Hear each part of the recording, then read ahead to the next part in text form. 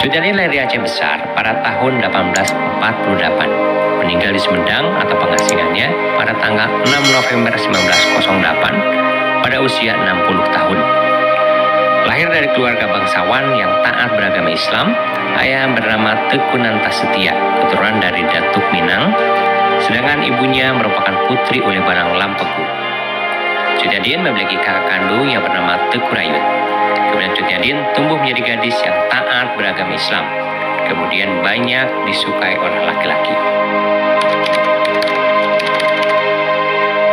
Tahun 1862, pada usia 12 tahun, Cut Nyarin sudah dinikahkan oleh orang tuanya dengan Teku Ibrahim Lamnga, putra dari Uli Balang Lamnga 13 yang bernama Teku Abbas Bujongaron. Teku Ibrahim Lamnga merupakan pejuang Aceh yang berada di garis depan perjuangan melawan Belanda. Buah pernikahan beliau dikaruniai anak perempuan yang bernama Cut Gambang.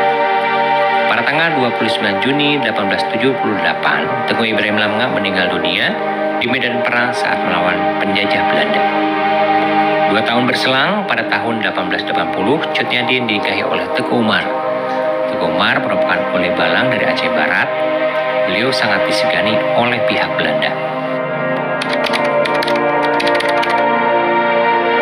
Perjuangan Cut Nyarin dimulai saat suaminya meninggal dalam perang di Geletarum pada tanggal 29 Juni 1878. Sejak kematian suaminya, Cut Nyarin bersumpah akan berperang melawan penjajah Belanda hingga darah penghabisan.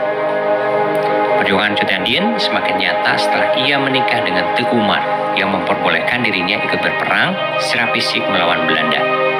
Teku Umar memiliki strategi berpura-pura tunduk kepada Belanda dengan tujuan untuk mengetahui kelemahan dan mengetahui strategi perang Belanda. Akhirnya Teku Umar melarikan diri dari Belanda dengan membawa amunisi, senapan hingga uang tunai yang sangat banyak untuk para pejuang Aceh. Teku Umar dan Cut Nyarin dengan taktik gerilya menggempur basis pertahanan Belanda. Belanda sangat terpukul akibat banyak daerah yang dilumpuhkan, termasuk meninggal Jenderal Johannes Ludovicius Jacobus Herbertus Pel.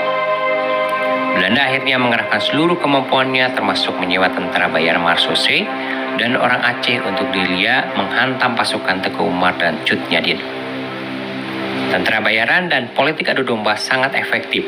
Teku Umar gugur saat pertemuan di perbatasan Malabo. Kemudian beliau tertembak pada tanggal 11 Februari 1899. Cut Nyarin akhirnya melanjutkan perjuangan menggantikan Teku Umar melawan Belanda dengan cara taktik perang gerilya. Cut Nyarin ditangkap oleh Belanda pada tanggal 6 November 1905 atas laporan panglima perangnya yang bernama Teku Panglaut.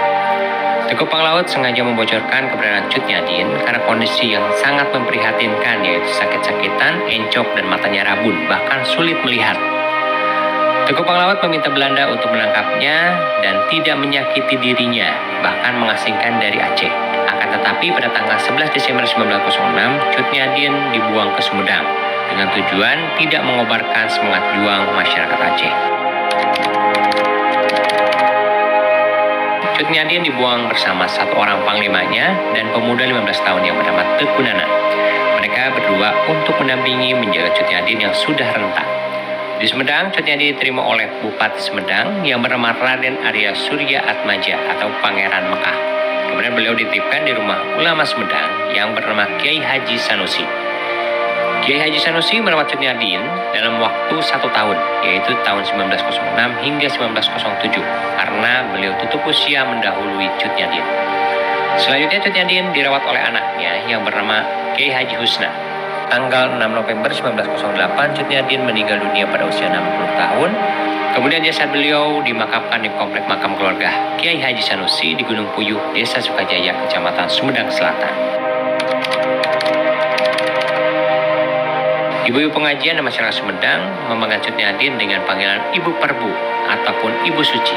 Cut Nyarin mengajari ibu-ibu pengajian agama Islam secara baik dan benar. Cut Nyarin berkomunikasi menggunakan bahasa Arab hanya dengan orang-orang terdekatnya, yaitu Kiai Haji Husni, Kiai Haji Husna, dan Siti Khadijah, anak dari Kiai Haji Husna. Cut Nyarin tidak mau menerima makanan, minuman, dan bantuan apapun dari pihak Belanda. Ia hanya menerima dari Kiai Haji Husni dan keluarganya. Cut Nyarin terus mengobarkan semangat untuk menegakkan perjuangan atas Belanda